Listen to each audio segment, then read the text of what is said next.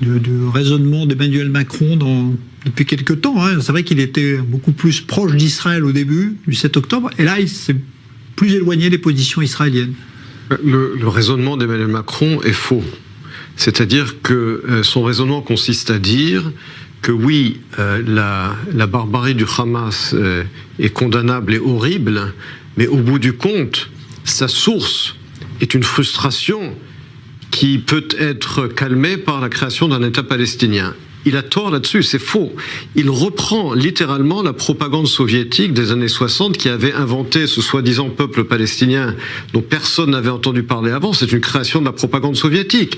Les soviétiques, avec leurs alliés égyptiens, ont créé l'OLP, Organisation de libération de la Palestine, pas de la Cisjordanie et de la bande de Gaza, en 64, 3 ans avant qu'Israël prenne le contrôle de ce territoire. Et la propagande soviétique à l'époque avait réussi à faire croire que la présence israélienne dans ces territoires était la source du conflit, alors qu'elle en est la conséquence. Donc Emmanuel Macron reprend la propagande soviétique des années 60, ce qui est quand même incroyable. Il a tort sur son raisonnement.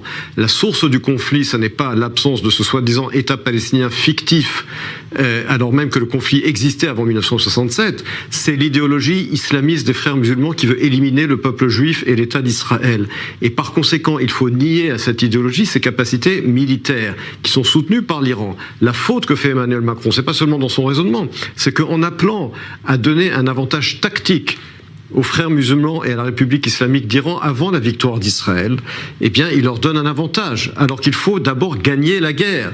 Et il veut se porter en porte-à-faux des États-Unis parce que c'est un réflexe français de vouloir se distinguer de la politique américaine. Mais Macron, d'abord, n'est pas le général de Gaulle, d'une part, et d'autre part, il n'a pas les moyens de sa politique.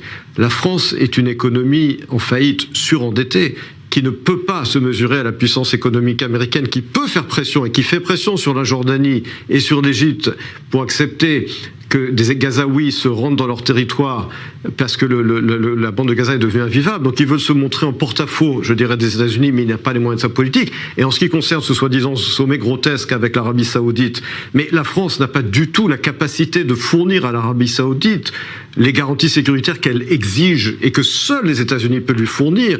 Les Saoudiens se moquent complètement de la cause palestinienne, on sait très bien, ils sont prêts à normaliser avec Israël, mais ils ont besoin de garanties sécuritaires que seuls les États-Unis peuvent fournir. Et par conséquent, Emmanuel Macron, qui mène un gouvernement minoritaire d'un pays surendetté et qui, comme la plupart des présidents de la Ve République, essaie de se faire montrer sur la scène internationale lorsqu'ils ont perdu leur pouvoir et l'influence sur la scène nationale, se fourvoie complètement et porte atteinte à la capacité d'Israël et des États-Unis à gagner cette guerre. Il faut d'abord vaincre l'axe iranien d'agression avant de parler d'une solution politique. Sans la faillite totale des ennemis d'Israël, il n'y aura pas de perspective politique. Et Emmanuel Macron gêne à cette perspective politique en donnant encore un espoir aux ennemis d'Israël et du monde libre.